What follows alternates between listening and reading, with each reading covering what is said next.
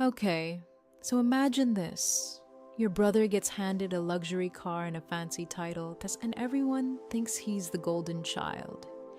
Meanwhile, you're working your tail off, covered in dirt, and getting zero recognition. Sounds unfair, right? Well, that's just the tip of the iceberg. What happens next?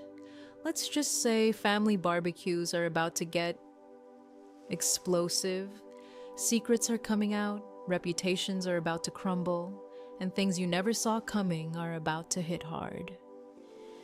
I was sitting in the urgent care waiting room, and man, the smell antiseptic mixed with stale coffee was making my stomach twist.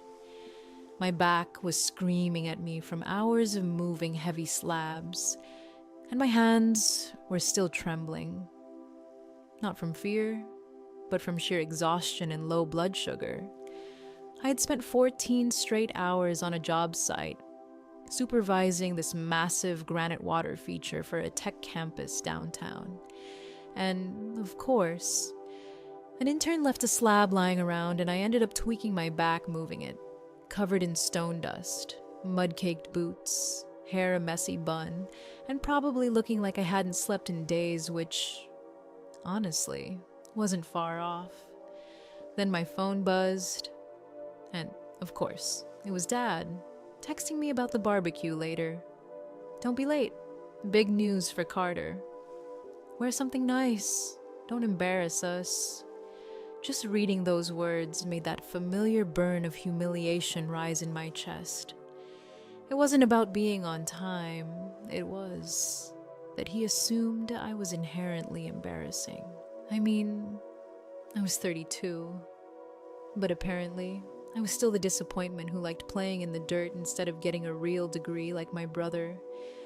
I typed back something short, honest-ish, about being at urgent care, hurt my back, might be late, of course. Dad didn't care about the back, did he? Figure it out, Eva. Carter is being named junior partner today. He needs the family united. Stop making everything about your struggles. Struggles. The word rang in my ears. And there I sat, arms shaking slightly, phone dropping into my lap. They had no idea.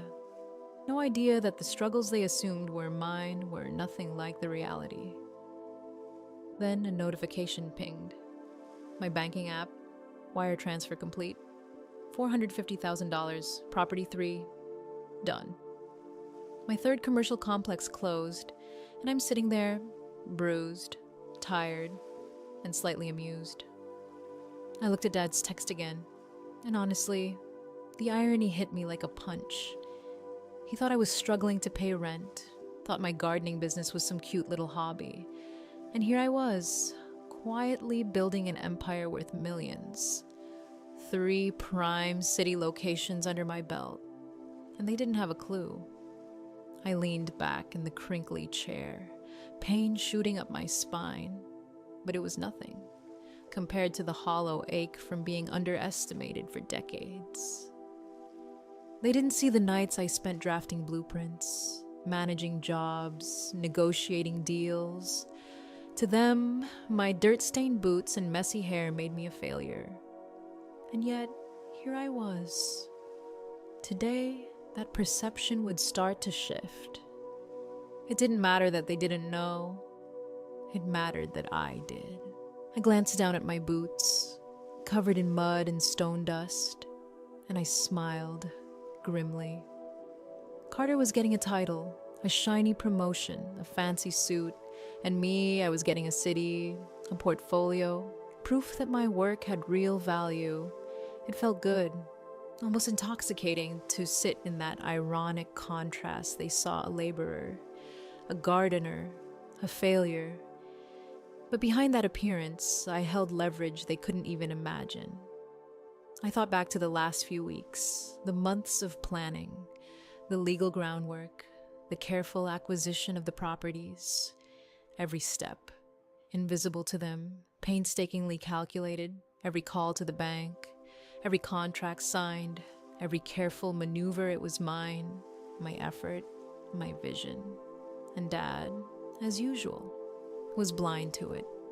So focused on Carter, on appearances, on the narrative of who was worthy and who wasn't, that he had completely overlooked the real growth, the real work, the real success happening right under his nose.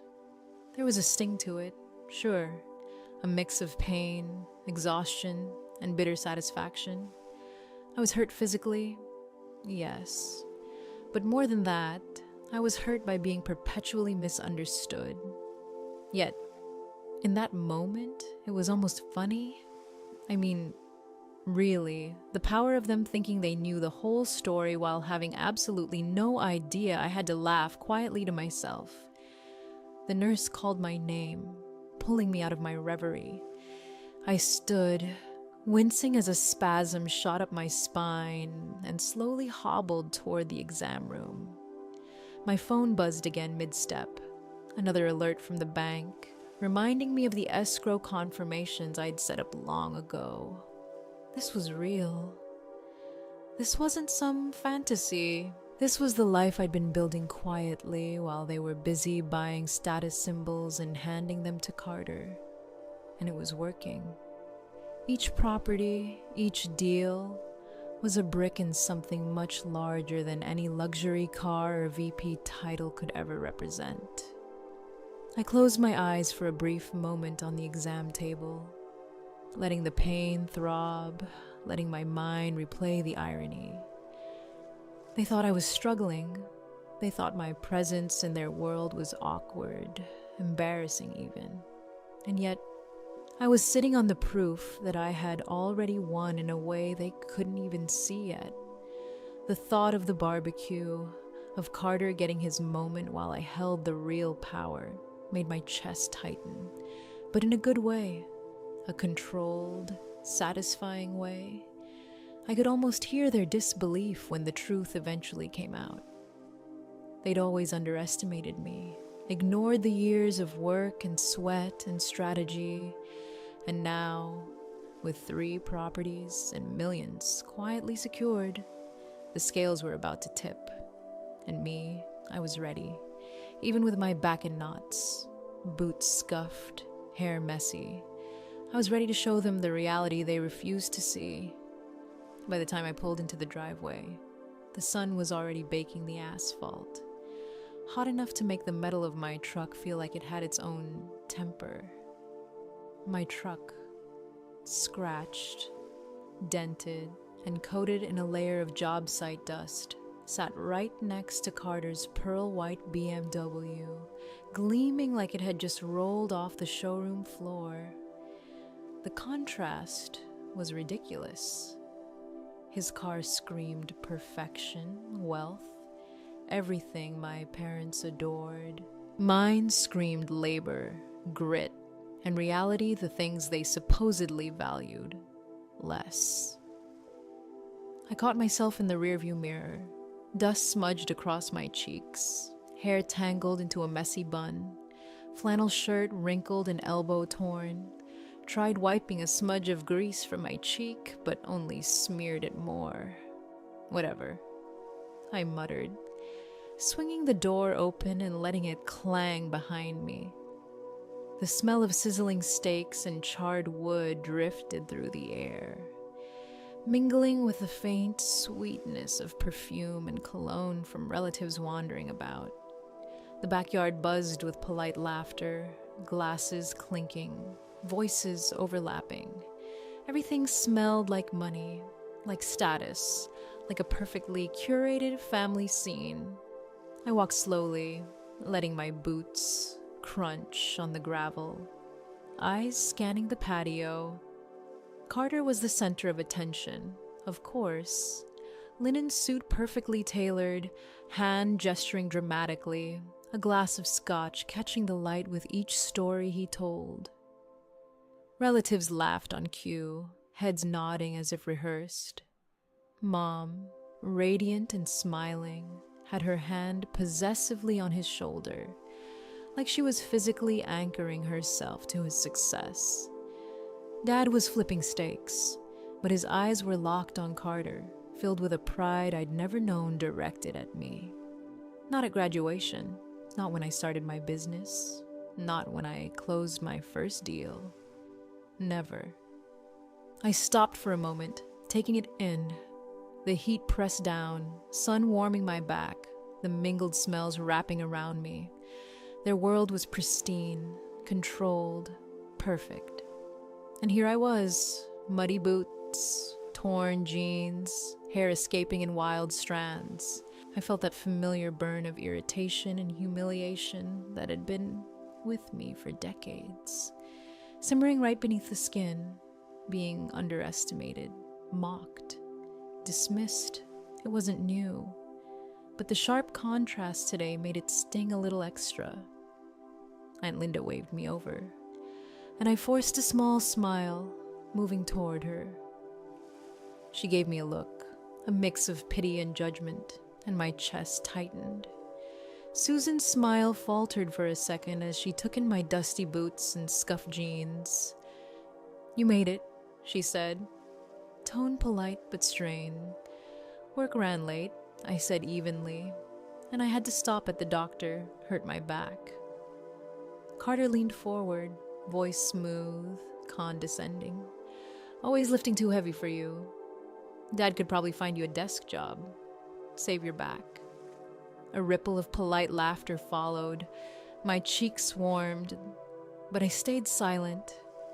Inside, I clenched my jaw, fingers brushing against the cold metal of my truck keys in my pocket. They saw a worker, a failure, someone incapable of the corporate world. They didn't see the deals I'd closed, the properties I owned, the empire I was quietly building. I scanned the patio again, linen suits and polished shoes, champagne glasses, carefully styled hair, and then my boots, my work gloves tucked into my back pocket, the fraying cuffs of my flannel. Dirt and sweat, yes, but also resilience, skill, and actual accomplishment. Every visual contrast was a reminder their world of appearances, my world of substance. They had no clue.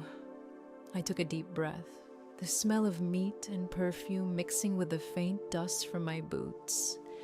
Tension radiated from every glance and whisper.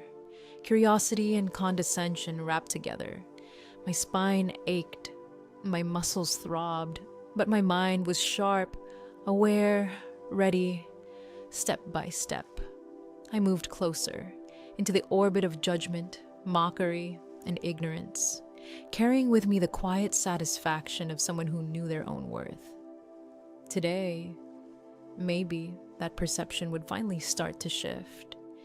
To really get why that barbecue stung so much, you have to understand the golden child dynamic in our family. Carter wasn't just lucky, he was engineered to be the favorite. I remember college, juggling 3 jobs just to scrape together tuition and textbooks. Waitressing at a diner, freelance drafting for a local contractor, weekends spent doing small landscaping gigs every penny, every hour earned painfully. And when I asked Dad for help during a tight semester, a lecture on responsibility, handouts create weakness, he said. Not once did he consider that I was genuinely struggling, just trying to survive and build something of my own. Meanwhile, Carter stumbled through college or barely needed to be there. I remember the day he crashed his brand new BMW, the one Dad bought him for his 18th birthday. Instead of consequences, Dad hired a high-priced lawyer to erase the DUI charge, tens of thousands of dollars later. Carter was free, his record spotless, no lessons learned. And when I pointed it out, Mom cried, said I was being unsupportive, that he was going through a hard time. His hard times always looked like vacations to everyone else.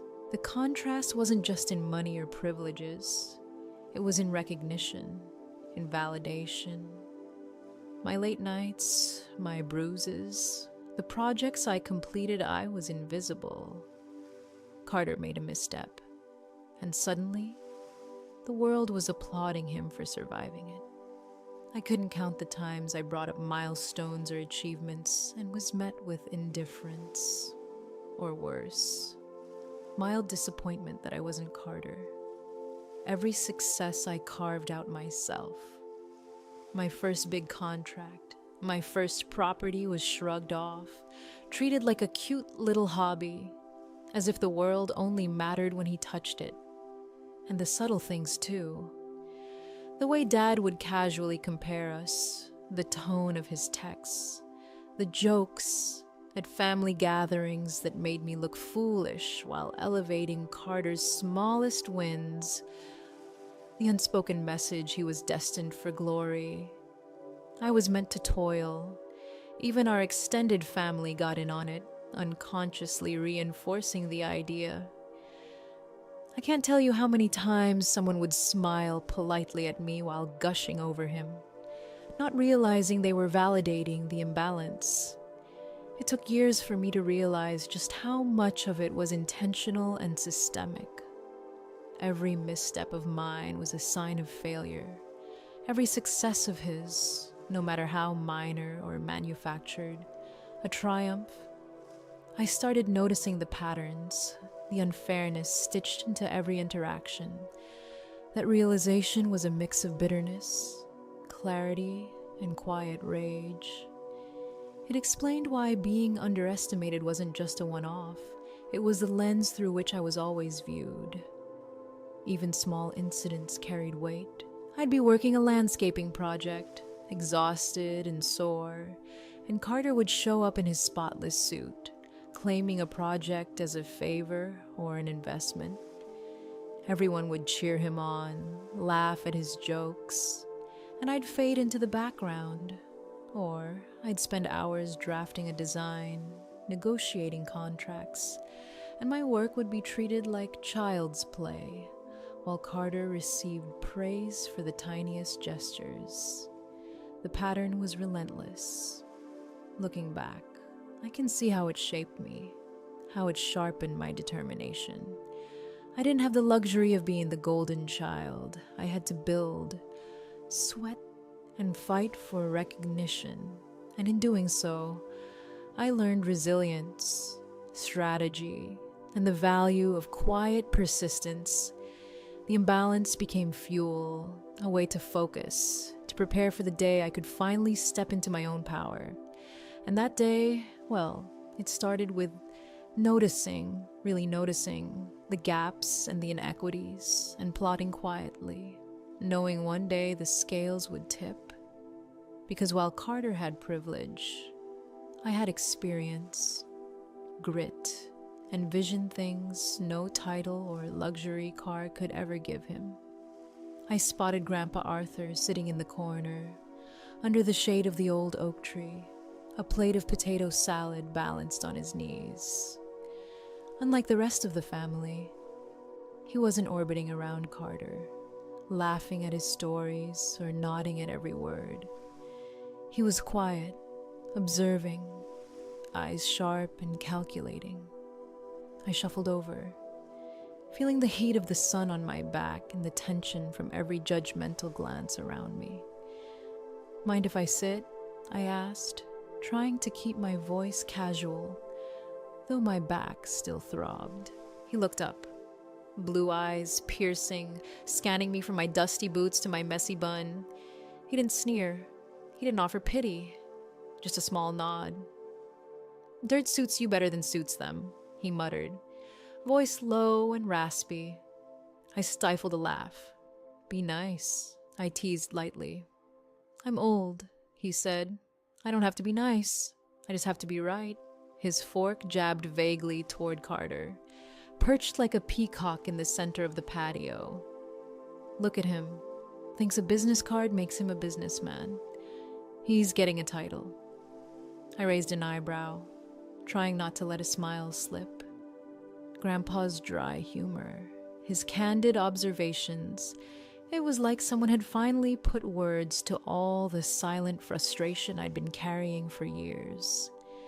His words were simple, almost casual, but each one carried weight.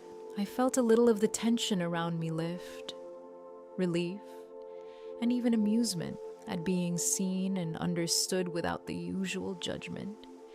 They think I don't read the quarterly reports because I don't come into the office anymore, he continued, voice barely above a murmur, though somehow it cut through the background chatter. They're blind. They've been blind for a long time. I nodded, sipping my water, feeling the cool plastic bottle in my hands. It was funny, in a way, how he summed up everything so succinctly. All those years of being dismissed, all the tiny ways I'd been underestimated, suddenly made sense in his sharp, concise observations. I leaned back slightly, feeling the sun on my face and Grandpa's steady gaze beside me. There was no pretense here, no filtering, no pretending to laugh at Carter's antics. Just truth. And that truth felt like a shield, a secret weapon of sorts. Something to carry quietly in the background as the chaos of the party swirled around us. Finally, I thought, letting out a soft breath. Someone actually gets it. Grandpa Arthur had always been formidable, but today, his words were a kind of comfort, insight wrapped in sarcasm, truth cloaked in dry humor, and I couldn't help but feel a flicker of hope, even amusement, as I realized I wasn't alone in seeing through the goldenchild illusion. It was like being handed a small piece of strategy in plain sight, right there on the patio, just for me. Carter had his circle of relatives hanging on every word, the sun catching his perfectly tailored linen suit, the Scotch glass sparkling in his hand. And of course, he couldn't resist taking a jab at me. Always lifting things too heavy for you, he said, leaning in, voice smooth but condescending. I've told you, Eva, you should look into a desk job. Dad could probably find you something in the mailroom. Save your back. A ripple of polite laughter spread through the group, like they were all in on some inside joke at my expense. I felt heat rise hot to my cheeks, but I clamped my mouth shut. Fingers brushed against the cold metal of my truck keys in my pocket. They saw me as a laborer, a failure, someone who didn't belong in their world. But inside, my mind was racing, analyzing, observing. Carter wasn't confident. He was fragile. His arrogance was a mask, a way to make himself feel bigger in a room full of people who always reinforced that he was the golden child. The slightest challenge would crumble that facade. Then, he took it further. Actually, he said, lowering his voice slightly, but loud enough for the cousins nearby to hear. Since I'm director now, I'm going to need some landscaping done at my new condo. The terrace could use a touch-up. Friends and family discount, of course. He winked. I felt the dam inside me start to crack. Not just a jab, this was an attempt to erase a decade of work, reduce my blood, sweat, and tears to a charity project for his ego. My jaw tightened, hands gripping the bottle of water in my hand until the plastic crinkled. The cousins laughed right on cue, a sound that only fueled my awareness of the ridiculousness of the situation. Pretty booked up, Carter, I said, forcing calm over the undercurrent of rage. Trimming misses, Higgins hedges. He blinked, confused, then laughed sharply. Come on, Eva, don't be proud. Take the charity. That was the exact moment the clarity hit me. He wasn't just trying to belittle me. He was desperately trying to feel superior, to remind everyone that he was in charge, that he belonged in this world and I didn't. But that superiority was paper thin, fragile, and I could see it. I could see the fear behind his carefully constructed arrogance. One word, One look, and he would falter. I took a deep breath, letting it fill my chest, the throb in my back fading into the background compared to the focus sharp in my mind. I'm not expensive because I'm proud. Carter, I said, my voice dropping, steadying into something firmer, colder. I'm expensive because I'm the best.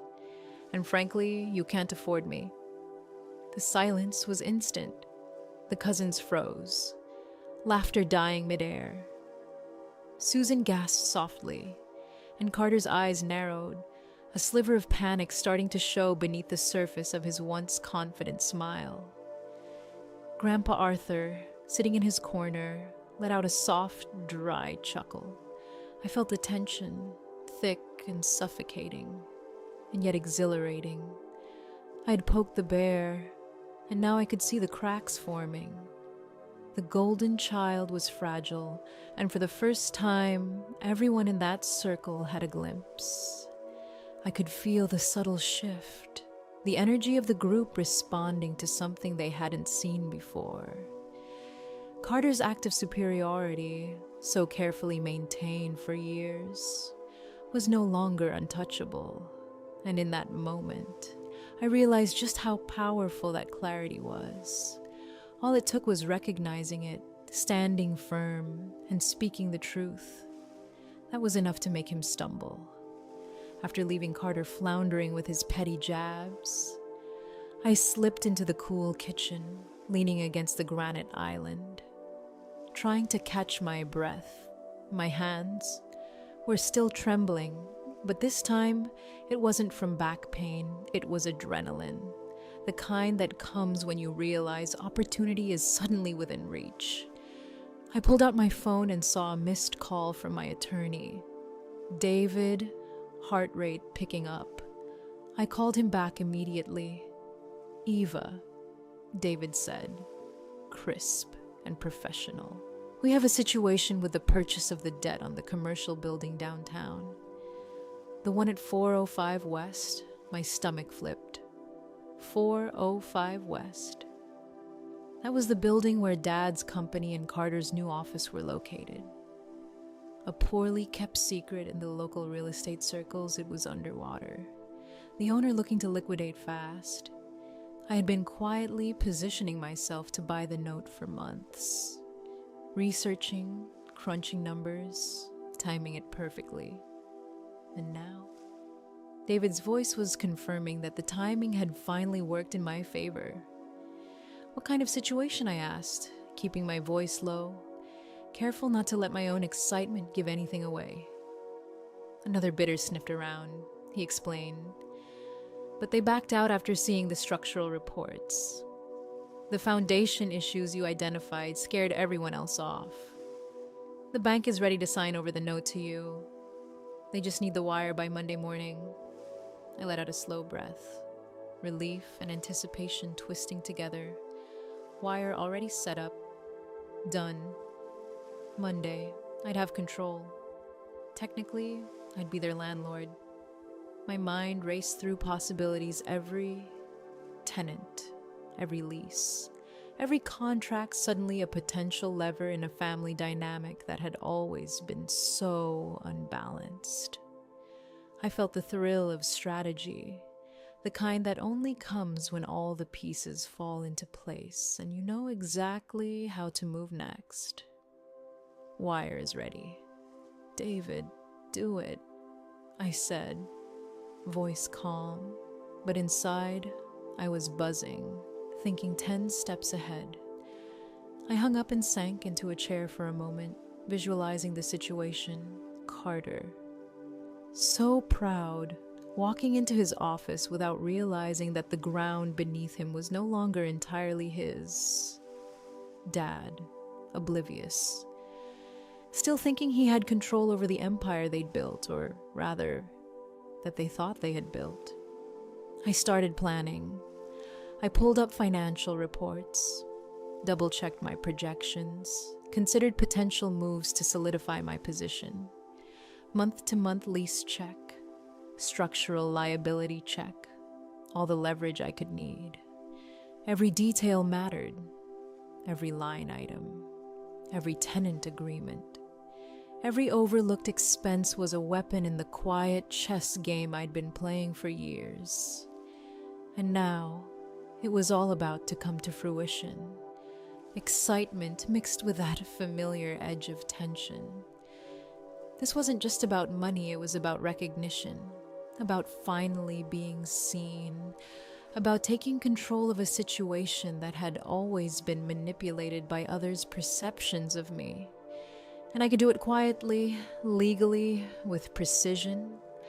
I visualized walking into the office at 405 West, keys in hand, holding the legal documents, and watching their faces as they realized the balance had shifted. Carter's condescension, Dad's arrogance, it didn't matter anymore. I had the power, and it felt amazing. I leaned back, letting the reality sink in. I had prepared for this, worked for it, and now the culmination was just a few days away. It was thrilling, strategic, and perfectly timed. I could almost hear Grandpa Arthur chuckling in the corner, knowing me well enough to see that I had thought of everything. The tension in my chest mingled with anticipation, a potent mix that made the next few days feel electric. Everything was coming together, and I was ready to see how the next move would unfold. By the time the sun began to dip lower, casting long shadows across the perfectly manicured lawn, I stepped back onto the patio, phone in hand.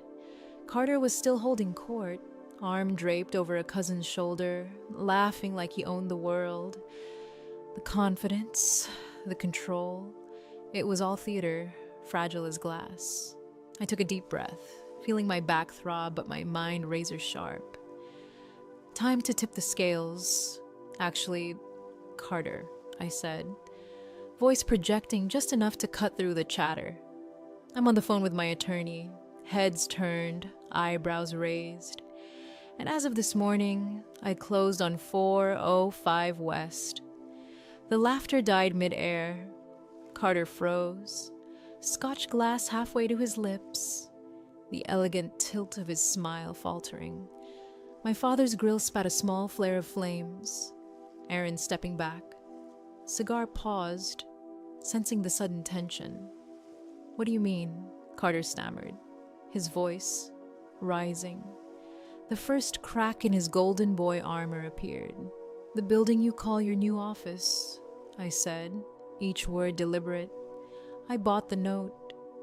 Today, I'm the landlord. A stunned silence fell across the patio. Glasses clinked accidentally. Someone coughed nervously, but no one laughed. The cousins exchanged uncertain glances.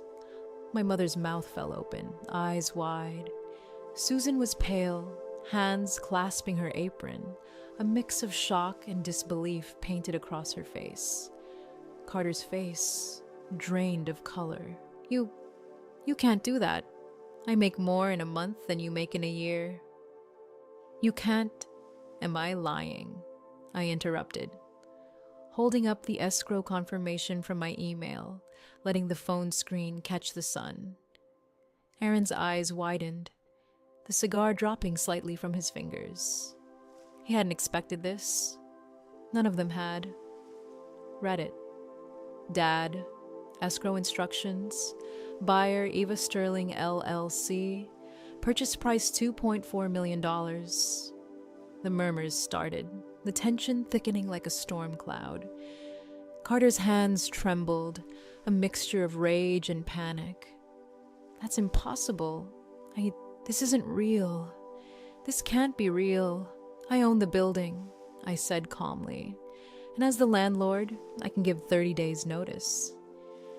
You're month to month, and considering the structural issues, renovations may require the building to be out of commission for months. Condemned. Aaron choked, voice cracking. We have a business to run. You can't just shut us down. Yeah, I checked your lease. Dad, I replied, voice hardening. every invoice, every agreement, month to month.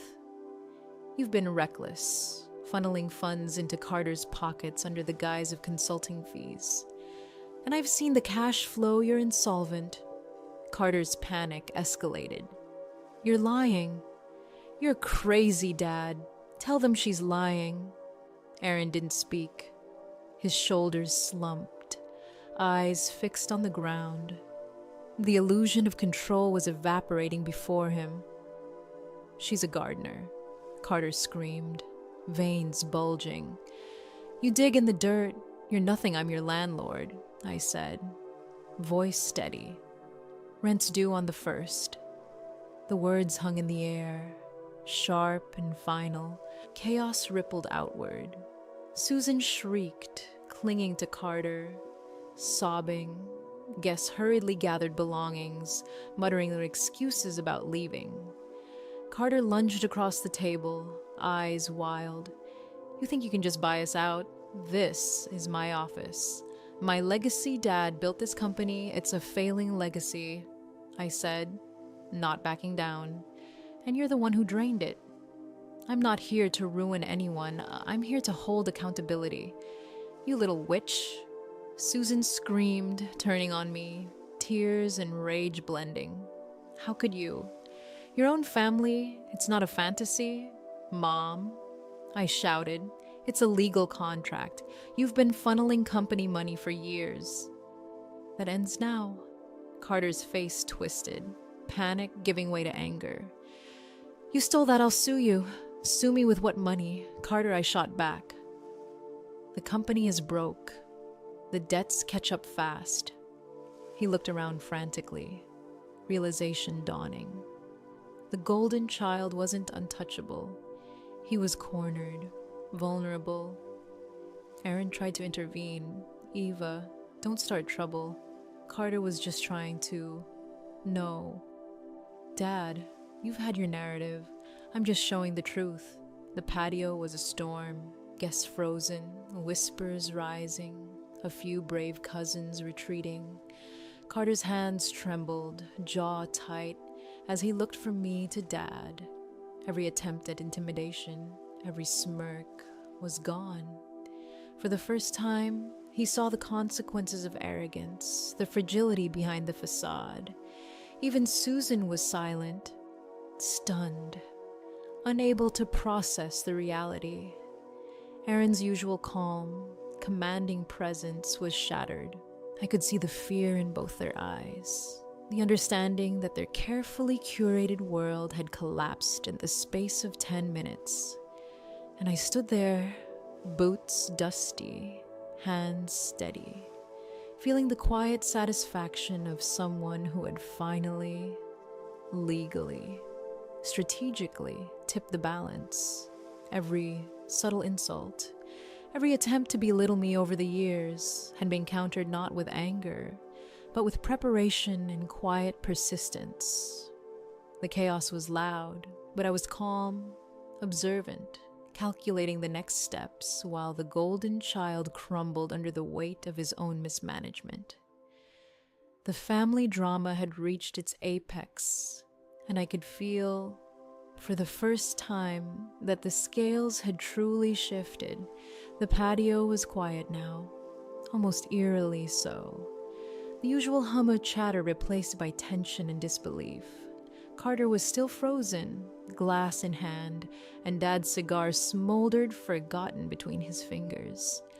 Grandpa Arthur wheeled himself forward, the old wood of his chair creaking under him, eyes glinting like steel. He'd been silent through the chaos, watching, calculating, and now it was time for the final act. He reached into the side pocket of his wheelchair and pulled out a thick, folded document. The weight of it, even in his gnarled hands, was significant. He slammed it onto the table with a thwack that echoed across the patio. Everyone flinched. That, he said, pointing with a finger that shook only slightly, is the trust amendment I signed 6 months ago. He let it hang in the air, letting the silence stretch just long enough to make everyone squirm. The one where I removed you, Carter, and you, Aaron, as the beneficiaries of my estate. Carter's eyes went wide. What? No. You can't. You can't. Grandpa cut him off. Voice steady, sharp. You built a house of cards on a foundation of sand, and you're surprised it collapsed. I felt my chest tighten, a mix of adrenaline and quiet triumph. This was it, the moment every plan, every calculated step over the years met its validation. Grandpa's eyes flicked to me, a rare softness hidden behind his usual steel. "Eva," he said, his voice low but clear, carrying across the silent yard. She didn't ask for handouts. She didn't whine. She built something real. Carter's face was turning red, then purple, a mixture of rage, panic, and disbelief. "No, this isn't fair. You can't. This is mine. I deserve." Fair Grandpa's tone was cutting. Fair is working for what you get. Consequences, responsibility. She earned this. He gestured toward me again, and I could feel the weight of the affirmation, the recognition I had quietly longed for my entire life. Susan started to sob, clutching her husband's arm, the veneer of their perfect family cracking in front of everyone. Aaron, usually commanding and unshakable, slumped, the cigar falling to the ground, the embers extinguishing on the grass. His eyes, wide and unseeing, finally met mine, and in that moment, I realized the full extent of the shift. They had thought control was in their hands, but the leverage had quietly, decisively moved elsewhere. Grandpa continued, ignoring the gasps and murmurs around him. She didn't just build an empire in the dirt. I've been watching her, Aaron. I know about the properties, the LLC. I know how she quietly supported you once. When your credit card failed on your anniversary dinner, she's been running circles around both of you without so much as a hint. The truth hit everyone like a thunderclap. Carter's mouth opened, then closed, eyes darting as if trying to find a way to escape the implications. Susan's hands trembled, face pale, mouth moving as if to protest, but the words didn't come. Even Aaron's usual composure had collapsed into stunned silence. Grandpa's gaze softened slightly, but only for me. Eva, you're the only one with sense, the only one who built something real. The rest of this, he gestured vaguely toward the chaos of the patio, toward Carter, Aaron, the unraveling family image. It's gone. It's over. I felt a swell of satisfaction, a rare, almost dizzying sense of vindication. Years of work, resilience, quiet strategy, all culminating in this moment of recognition, witnessed by the very family who had doubted me at every step. The sun was beginning to set, casting long shadows across the patio, and it felt like the world had tilted slightly in my favor. Carter lunged, desperation etched across his face. I just need a loan, Grandpa. You have money. Help me." Grandpa scoffed, voice sharp and dismissive. "Help you, not a dime. You think I didn't know? You think I didn't see the goldenchild playing house while the real work got done right under your nose?" Carter's panic intensified, shaking with fear now, realizing there was no safety net, no indulgence left for him. Aaron slumped, defeated, while Susan's wails filled the silence that had settled over the guests, who now watched, wide-eyed, some frozen, some quietly retreating to avoid the chaos. "And you," Grandpa said, turning fully to me, "own the debt on the building. Foreclose if you have to. Evict Burn it down if necessary. But don't bail them out. That's your only condition. I nodded slowly, letting the weight of the words sink in. Triumph, satisfaction, and quiet relief all mingled together. This wasn't just revenge. This was balance, accountability. The consequence of years of manipulation and favoritism finally laid bare. The family I had grown up in, the goldenchild mythos, the invisible work, they all came crashing down, and I was standing, steady, empowered, victorious. For the first time in my life, the table was turned, and Grandpa Arthur's final glance at me, a mix of pride and approval, sealed it. I hadn't just won legally. Strategically, financially, I'd claimed recognition, respect, and the validation I had been denied for decades. The sun dipped lower, painting the scene with warm orange light. A perfect backdrop to the collapse of a dynasty that had never truly understood what real work meant. The weeks after the confrontation were a blur of legal documents, logistical puzzles, and family drama slowly unraveling. Carter's fall was brutal, but inevitable. Without the company's salary and the supposed consulting fees, his debts caught up with him fast. The BMW was repossessed. The condo went into foreclosure. Last I heard, he was tucked away in Susan's sewing room, working part-time at a car wash, dodging calls from collection agencies. I didn't gloat. I just felt the quiet satisfaction of reality correcting itself. Aaron and Susan were adjusting too. Sunday dinners became awkward, but honest, no pretense, no hierarchy. Just conversations where the air didn't tremble with unspoken judgments. Dad worked as a consultant for a small firm, accountable to someone else for the first time in decades. Mom still cried, mourning the illusion of the family she thought she had. But she began to see me differently, not as the failure, but as someone who had quietly built something real. And me, I threw myself into the building at 405 West. The renovations were intense, gutting, and rebuilding the foundation, stripping away the rot, and creating something that could stand the test of time. Every blueprint, every beam, every concrete pour was proof of years of labor, persistence, and strategy. Watching the skeleton of the building transform into high-end mixed-use space was exhilarating.